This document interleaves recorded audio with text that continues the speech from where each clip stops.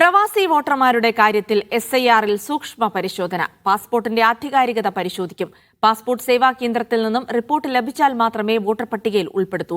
പാസ്പോർട്ടിലെ മേൽവിലാസം മാത്രമേ ഫോം 6Aയിൽ ഉൾപ്പെടുത്താൻ കഴിയൂ എന്ന വ്യവസ്ഥയും പ്രവാസികളെ പ്രതിസന്ധിയിലാക്കുന്നു.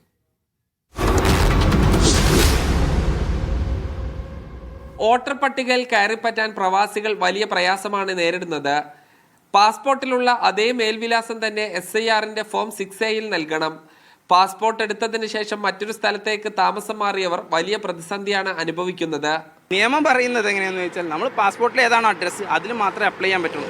നമ്മൾ ചിലപ്പോൾ എടുത്ത പാസ്പോർട്ട് കഴിഞ്ഞിട്ട് 8 or 9 വർഷം കഴിഞ്ഞിട്ട് നമ്മൾ വേറെ ഭാഗത്തേക്ക് മാറിയിട്ടുണ്ടാവും. പക്ഷേ പാസ്പോർട്ടിലെ അഡ്രസ്സ് മാറിയിട്ടുണ്ടായിരിക്കില്ല. സ്വാഭാവികമായിട്ടും ഇതും കൂടുതൽ പ്രവാസികളെ, പ്രത്യേകിച്ചും വനിതകളെ ഏറ്റവും കൂടുതൽ ബാധിക്കുന്ന ഒരു വിഷയമാണ്. പ്രവാസി വോട്ടർമാരുടെ പാസ്പോർട്ടിന്റെ ആധികാരികത പരിശോധിക്കാൻ തെരഞ്ഞെടുപ്പ് കമ്മീഷൻ തെരഞ്ഞെടുപ്പ് ഉദ്യോഗസ്ഥർക്ക് നിർദ്ദേശം നൽകി. EROമാർ അപേക്ഷകരുടെ പാസ്പോർട്ട് വിവരങ്ങൾ പാസ്പോർട്ട് സേവാ കേന്ദ്രത്തിന് കൈമാറണം. പാസ്പോർട്ട് സേവാ കേന്ദ്രത്തിൽ നിന്ന് റിപ്പോർട്ട് ലഭിച്ചാൽ മാത്രമേ അപേക്ഷയിൽ തുടർ നീക്കങ്ങൾ നടത്തൂ. SIR അപേക്ഷയിലെ മേൽവിലാസവും പാസ്പോർട്ടിലെ മേൽവിലാസവും ഒന്നല്ലെങ്കിൽ അപേക്ഷ നിരസിക്കുമോ എന്ന ആശങ്കയും നിലനിൽക്കുന്നു. സാജിദ് അജ്മൽ, മീഡിയ 1.